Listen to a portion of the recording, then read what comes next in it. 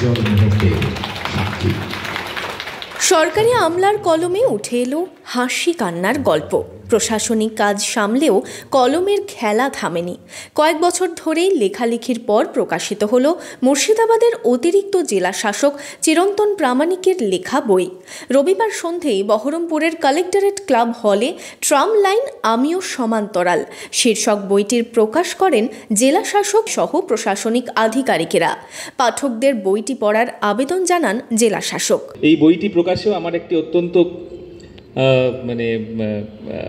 বিরসিক এবং প্র্যাকটিক্যাল ভূমিকা ছিল। সেটা হচ্ছে গিয়ে পারমিশনটি জোগাড় করার ক্ষেত্রে অনেক সময় চাকরি বাকরি করার পরে বই প্রকাশ করা এই সার্ভিসে থেকে মুশকিল হয়। এই বইয়ের মেটেরিয়ালের মধ্যেও যদি আমার যে রসদ, সেই রসদও কিন্তু অরিজিনাল হতে হবে, না হলে আবার government has a ownership on the material. আমার অভিজ্ঞতা থেকে, সেই অভিজ্ঞতা তো আমাকে চাকরি দিচ্ছে, সেই অভিজ্ঞতা থেকে যদি আমি কোনো বই লিখি তাহলে সেই অভিজ্ঞতা থেকে প্রাপ্ত বইয়ের রয়্যালটির ওপরেও ডেফিনেটলি নিশ্চয়ই তাহলে গভর্নমেন্টের রয়্যালটি আসতে পারে।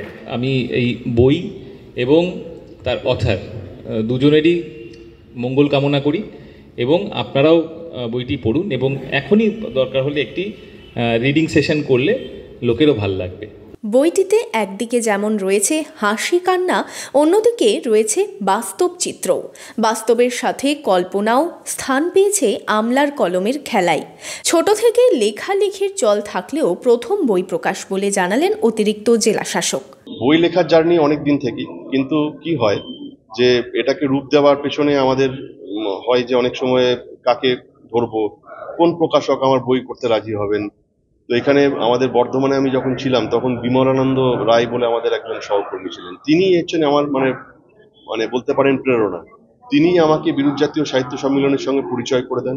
তো বিরুৎ জাতীয় সাহিত্য সম্মেলনে যে বইগুলো করে সেগুলো খুব মানে উঁচু দরের বই, ওনাদের ক্যাটালগ দেখলেই দেখতে পাবেন। তো আমি প্রথমে ভেবেছিলাম যে আমার বই বোধহয় ওনাদের পছন্দ হবে না, আমার যে ন্যারেটিভগুলো লেখা। কিন্তু ফাইনালি ওনারা আস্তে আস্তে আস্তে স্ক্রিনিং করে করে পছন্দ করলেন, সেটা আমার কাছে একটা বড় পাওনা। এবং ফাইনালি এটা ওই গত 2-2.5 বছর ধরে